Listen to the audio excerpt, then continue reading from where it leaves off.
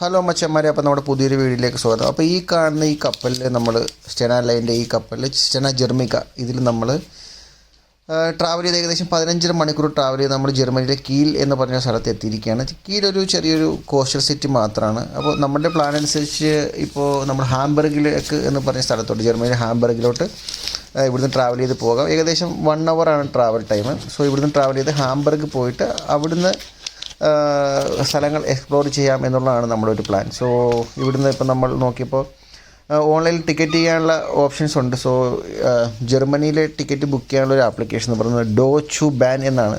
നമ്മുടെ പ്ലേ സ്റ്റോറിൽ അവൈലബിൾ ആണ്. DB എന്നാണ് അതിൻ്റെ ഒരു സിമ്പൽ വരുന്നത്. അപ്പോൾ നമ്മൾ അതുവഴി ടിക്കറ്റ് ബുക്ക് ചെയ്ത് പതുക്കെ നമ്മൾ ജർമ്മനിയിലെ ഹാംബർഗിലോട്ട് ട്രാവൽ ചെയ്യുവാണ്. 1 hour ട്രാവൽ ടൈം ഉള്ളത്. സോ കപ്പലിൽ നല്ല റെസ്റ്റ് കിട്ടിയതുകൊണ്ട് തന്നെ നൈറ്റ് വലിയ റോളിംഗ് ഒന്നും ഉണ്ടായിരുന്നില്ല. സെയിലിംഗ് സ്മൂത്തായിരുന്നു. സോ നല്ലപോലെ റെസ്റ്റ് കിട്ടി. നമ്മൾ ജസ്റ്റ് ഒന്ന് കപ്പലിൽ തന്നെ ഫ്രഷപ്പായിട്ട് പെട്ടെന്ന് ഇറങ്ങി. അതനുസരിച്ച് നമ്മൾ പ്ലാൻ ചെയ്താൽ ഇറങ്ങിയത്. സോ ഇനിയിപ്പോൾ ഓൺലൈൻ ഒരു റൂം ഞാൻ ഓൾറെഡി നമ്മുടെ ഹാംബർഗ് സ്റ്റേഷൻ്റെ അടുത്ത് തന്നെ, സെൻട്രൽ സ്റ്റേഷൻ്റെ അടുത്ത് തന്നെ ബുക്കിംഗ്.com വഴി ഞാൻ നോർമലി പ്രിഫർ ചെയ്യുന്ന IBS ആണ് പ്രിഫർ ചെയ്യുന്നത്. സോ അത് ഞാൻ പല ടൈമും ഷിപ്പിൽ പോകുമ്പോൾ ഞാൻ സ്റ്റേ ചെയ്തുകൊണ്ട് എനിക്കറിയാം അവരുടെ ഒരു സ്റ്റാൻഡേർഡ്. സോ ഞാൻ ഫാമിലിയായിട്ട് ട്രാവൽ ചെയ്യുമ്പോൾ ഞാൻ IBS മാക്സിമം പ്രിഫർ ചെയ്യുന്നു. സോ IBSൽ ഒരു റൂം ബുക്ക് ചെയ്തിട്ടുണ്ട്. അപ്പോൾ ബ്രേക്ക്ഫാസ്റ്റ് ഒന്നും കഴിക്കാത്ത കൊണ്ട് തന്നെ ഹാംബർഗിൽ എത്തിയിട്ട് എന്തെങ്കിലും ഫുഡ് അവിടെ നിന്ന് കഴിച്ചിട്ട് പോകണമെന്നുള്ളത്. അപ്പോൾ നിങ്ങൾക്ക് കാണാം, ഇതാണ് ഹാംബർഗ് സ്റ്റേഷൻ. ഭയങ്കര തിരക്കുള്ള സ്റ്റേഷനാണ് കേട്ടോ.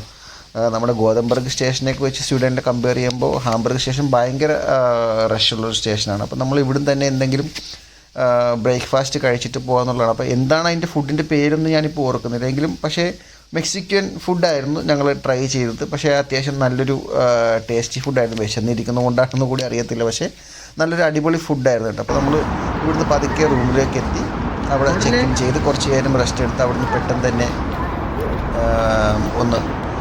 ഒരു 1 hour തന്നെ നമ്മൾ അവിടുന്ന് റെഡിയായിട്ട് നമ്മുടെ നുഗുമ്മെ എന്ന് പറയുന്ന ഒരു ഹിറ്റ്ലറിൻ്റെ ഒരു കോൺസെൻട്രേഷൻ ക്യാമ്പുണ്ട്.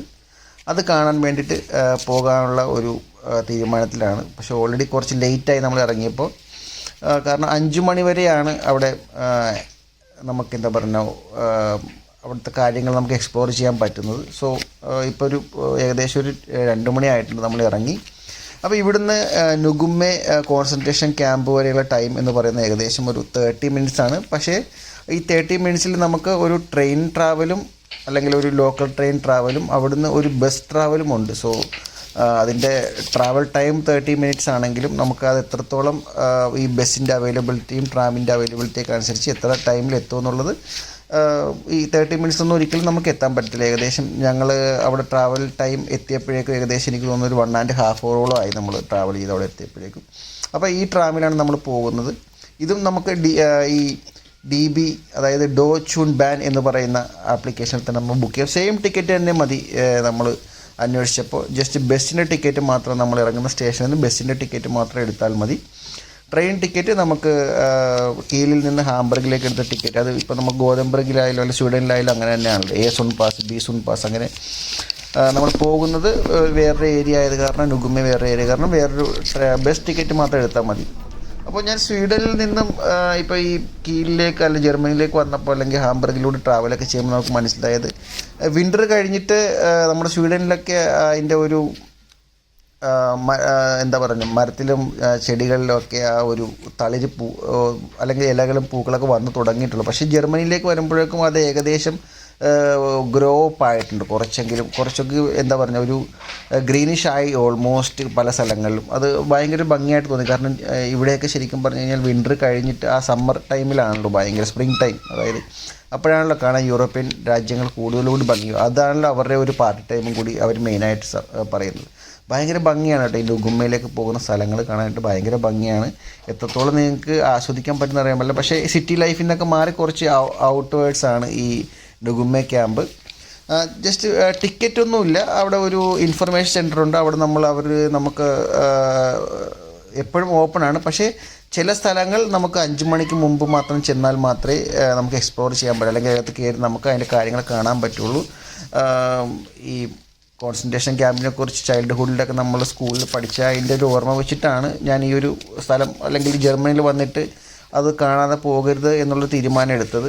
പിന്നെ ബാക്കി നമുക്ക് ലിമിറ്റഡ് ടൈമും വേണ്ടായിരുന്നുള്ളൂ, അപ്പോൾ എത്രത്തോളം ബാക്കി കാര്യങ്ങൾ എക്സ്പ്ലോർ ചെയ്യണം ഇതിനെക്കുറിച്ച് ഐഡിയ ഇല്ല. കാരണം നമുക്കൊരു വെക്കേഷൻ കിട്ടി, ഒരു 4 ഡേയ്സ്. സോ നമ്മുടെ ജോലി സ്ഥലത്തു നിന്നും അല്ലെങ്കിൽ നമ്മുടെ വർക്കിംഗ് പ്ലേസിൽ നിന്നും അല്ലെങ്കിൽ യൂറോപ്യൻ ഷെങ്കൻ വിസ ഉള്ളതുകൊണ്ട് എവിടെയെങ്കിലും ഒരു യൂറോപ്യൻ കൺട്രി കൂടി നമ്മുടെ ബക്കറ്റ് ലിസ്റ്റിൽ ആഡ് ആക്കാം എന്നുള്ളത്, അല്ലെങ്കിൽ ഒരു സ്ഥലം കൂടി കണ്ടുവെക്കാം എന്നുള്ളൊരു പ്ലാനിൽ മാത്രമാണ് നമ്മൾ ജർമ്മനി.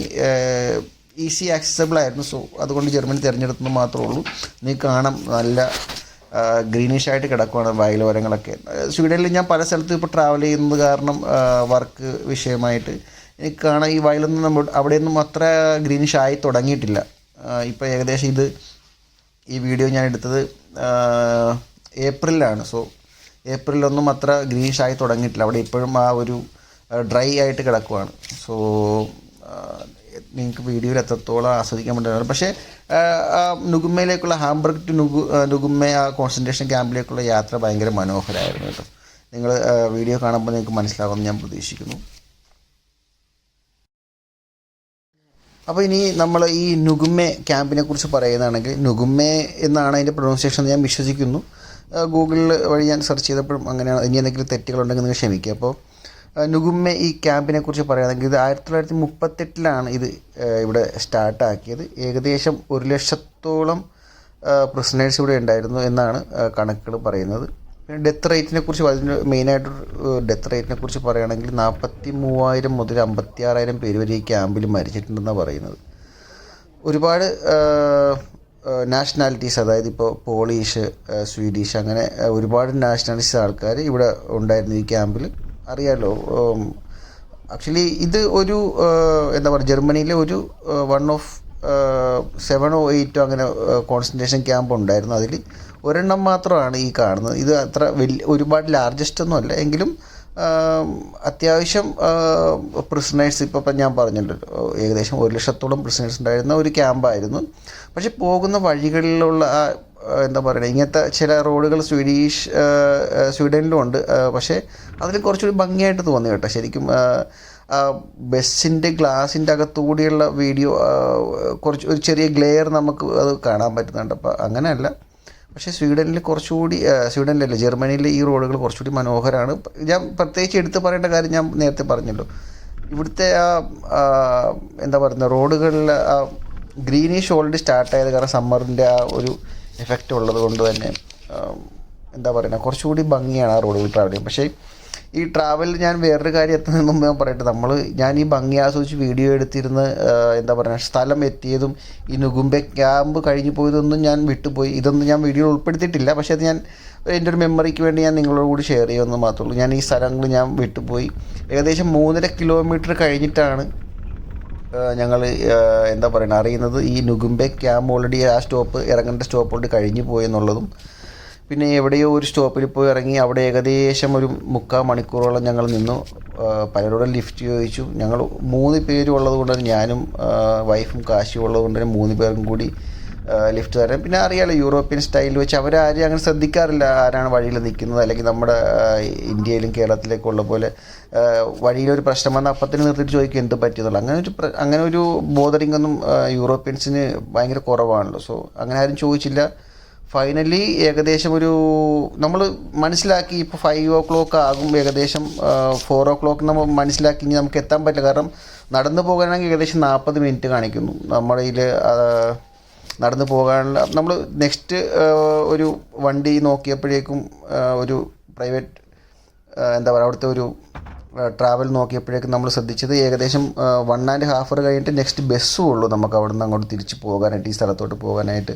ഊബർ ബുക്ക് ചെയ്തു, അല്ലെങ്കിൽ അവിടുത്തെ ലോക്കൽ ടാക്സി ആപ്ലിക്കേഷൻ ബുക്ക് ചെയ്തു. പക്ഷേ ട്രാവൽ ഡിസ്റ്റൻസ് ഭയങ്കര കുറവായത് കൊണ്ട് തന്നെ പലരും അക്സെപ്റ്റ് ചെയ്യും, നമ്മളടുത്ത് വിളിച്ചല്ലെങ്കിൽ ചോദിക്കും, അല്ലെങ്കിൽ ഡിസ്റ്റൻസ് നോക്കിയിട്ട് ഡിക്ലൈൻ ചെയ്ത് കളയുമായിരുന്നു. അങ്ങനെ ഏകദേശം ഒരു 3/4 മണിക്കൂറോളം പോയി. പിന്നെ 45 മിനിറ്റ്സിന് ശേഷം ജസ്റ്റ് നമ്മൾ നിന്ന ബസ് സ്റ്റോപ്പിൻ്റെ ഓപ്പോസിറ്റ് തന്നെ ഒരു പ്രായമുള്ളൊരു അപ്പൂപ്പൻ, പുള്ളിക്ക് ഞാൻ പ്രതീക്ഷിക്കുന്ന ഒരു 60-70 ഏജ് ഉണ്ട് ബിറ്റ്വീൻ. പുള്ളി ഞങ്ങളുടെ ഈ നിപ്പ് കണ്ട് വൈഫ് പോയി റിക്വസ്റ്റ് ചെയ്തു, ഞങ്ങളിങ്ങനെ പെട്ടുപോയെന്നുള്ളത്, ഇന്ത്യയിൽ നിന്ന് വരുവാണെന്നൊക്കെ ഉള്ളത് റിക്വസ്റ്റ് ചെയ്ത്. അങ്ങനെ പുള്ളിയുടെ ബെൻസ് കാറിൽ കൊണ്ടുവന്നിട്ട് ഞങ്ങൾ ഈ സ്ഥലത്ത് ഇറക്കുമായിരുന്നു. അങ്ങനെ ഞങ്ങളെത്തി, ഇൻഫർമേഷൻ സെൻറ്ററിലെത്തി. ഇൻഫർമേഷൻ സെൻറ്ററിൽ അവരും പറഞ്ഞു നിങ്ങൾ പെട്ടെന്ന് പോയിട്ട് മ്യൂസിയം കാണും ഇതിൻ്റെ അകത്തുള്ള. കാരണം അത് ഞങ്ങൾ 5 മണിയാകുമ്പോൾ ക്ലോസ് ചെയ്യും. ബാക്കിയുള്ളതൊക്കെ നിങ്ങൾക്ക് എപ്പോൾ 24 hours ഓപ്പണാണ്, ടിക്കറ്റ്സും ഒന്നുമില്ല, നിങ്ങൾക്ക് എപ്പോൾ വേണമെങ്കിലും നടന്ന് കാണാം. പക്ഷേ മ്യൂസിയം നിങ്ങളിപ്പോൾ എത്രയും പെട്ടെന്ന് കാണുമെന്ന് പറഞ്ഞു. അങ്ങനെ ഞങ്ങൾ ഫസ്റ്റ് അവിടെ ഈ നമ്മളെ പുള്ളിയെടുത്ത് നമ്മൾ താങ്ക്സൊക്കെ പറഞ്ഞിറങ്ങി. നമ്മൾ പുള്ളി കൊണ്ട് ഇറക്കിയ സ്ഥലത്ത് നമ്മൾ ജസ്റ്റ് അവരുടെ നിന്നൊരു അവിടുത്തെ ഒരു മെനു എന്താണ് നമുക്ക് കാണാനുള്ള അതിൻ്റെ ഒരു ഗ്രൗണ്ട് മാപ്പ് മേടിച്ച് നമ്മൾ ജസ്റ്റ് അവിടുന്ന് എക്സ്പ്ലോർ ചെയ്യാൻ വേണ്ടി പോകുന്ന ഒരു നുഗുമ ക്യാമ്പിലേക്ക് പോകുന്നൊരു വീഡിയോ, അത്രയും മാത്രമേ ഞാൻ ഈ വീഡിയോയിൽ ഉൾപ്പെടുത്തിയിട്ടുള്ളൂ. പക്ഷേ ഈ പറഞ്ഞ കാര്യങ്ങളൊന്നും നമ്മൾ പെട്ടുപോയതും അല്ലെങ്കിൽ നമ്മൾ വഴിമാറി ഇറങ്ങിയതും അതൊന്നും വീഡിയോയിൽ ഞാൻ ഉൾക്കൊള്ളിച്ചിട്ടില്ല. അത് ഞാൻ ജസ്റ്റ് എൻ്റെ ഒരു മെമ്മറിക്ക് വേണ്ടിയിട്ട് ഞാൻ നിങ്ങളടുത്ത് പറഞ്ഞെന്ന് മാത്രമേ ഉള്ളൂ. ഇത് ശരിക്കും നമ്മൾ ക്യാമ്പ് കഴിഞ്ഞ് പോയി ഈ സ്ഥലങ്ങളൊക്കെ നമ്മൾ കാണുമ്പോൾ എനിക്ക് തോന്നുന്നു ഞാൻ ഓൾറെഡി ഈ ക്യാമ്പ് കഴിഞ്ഞ് പോയിട്ടുള്ള വീഡിയോസായി കാണുക. ക്യാമ്പ് ഓൾറെഡി കഴിഞ്ഞു. അത് കഴിഞ്ഞ് നമ്മൾ ഈ ട്രാവൽ എത്ര ഭംഗിയായത് കൊണ്ട് ഞാൻ അത് കഴിഞ്ഞങ്ങനെ ഇറങ്ങിപ്പോയി. ഇതാണ് നമ്മൾ ഫൈനലി പുള്ളി ഇറക്കി നമ്മളെ വിട്ടിട്ട് നമ്മൾ ക്യാമ്പിലേക്ക് നടന്നു പോകുന്നു. ഈ കാണുന്ന സ്ഥലങ്ങളെല്ലാം ഈ ബ്രിക്സ് ഇങ്ങനെ കെട്ടിയിട്ടേക്കുന്ന സ്ഥലങ്ങളെല്ലാം പണ്ടത്തെ ക്യാമ്പുകളായിരുന്നു. അതിൻ്റെ അവശിഷ്ടങ്ങൾ മാത്രമേ ഇപ്പോൾ കാണുന്നത്. ആ കാണുന്ന ബിൽഡിങ്ങാണ്, അതാണ് അതിൻ്റെ അകത്തുള്ള മ്യൂസിയം പോലെ അവർ സെറ്റ് ചെയ്തിരിക്കുന്നത്. അപ്പോൾ അതിൻ്റെ അകത്തെ കാഴ്ചകളായിരിക്കും ഇനി അടുത്ത വീഡിയോസ് മുതൽ.